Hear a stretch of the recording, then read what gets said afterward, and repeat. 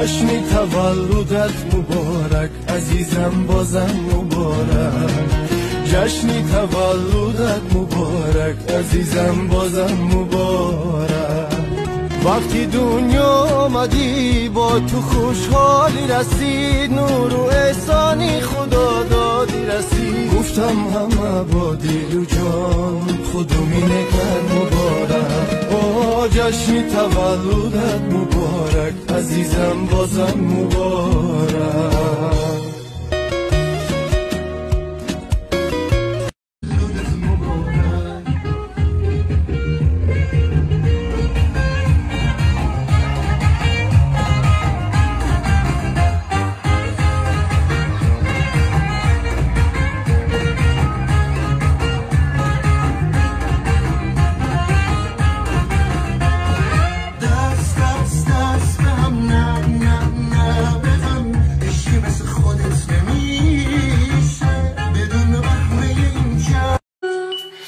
Happy birthday to you. Happy birthday, happy birthday, happy birthday to you. Happy birthday to you. Happy birthday.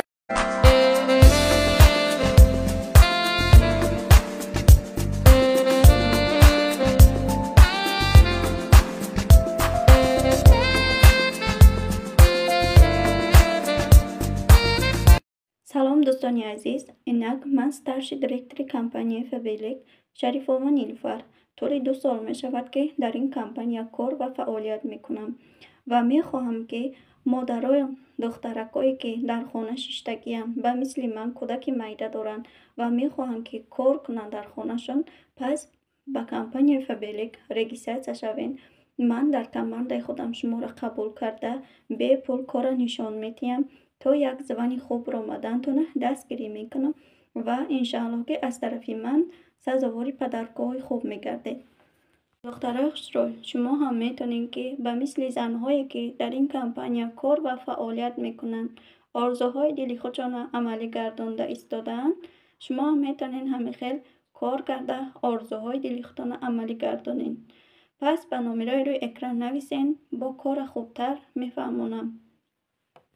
آشنای من غریبم بی تو با خیابان ها من رفیقم بی تو بعد تو عمران من دگر عاشق نشوم وقتی دنیا آمدی با تو خوشحالی رسید نور و احسانی خدا دادی رسید گفتم همه با دل و جان خودمی نکرد مبارک جشن I'm a queen with the greens. I am every dude's dream, every woman's dream too.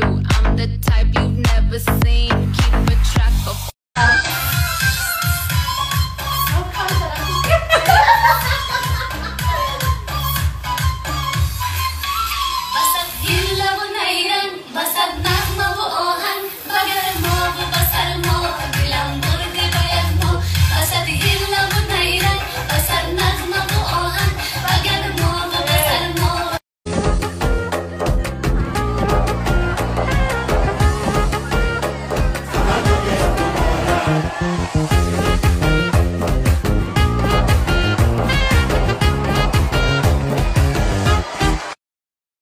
من در عمر کوتاه خود پیراهی خیلی سخت را پسی سر کردم. از طفل زنده یتیم بودم و خودم بخبر. 100 ساله بشی یارم دوران خوشی یارم از هر چه که میخواهم دارم همه چی یارم 100 ساله بشی یارم افسانه بسیارم دنیامی تو مثل نفس میمونی هر جا همراهمی میدونی تموم زندگی می دنیا میگن که تولدته یکی میگه عوض شدی یکی میگه چقدر بزرگ شدی یکی میگه چقدر خانوم شدی ولی کسی نمیدونه که تو اون دختر قوی بودی که تا عمق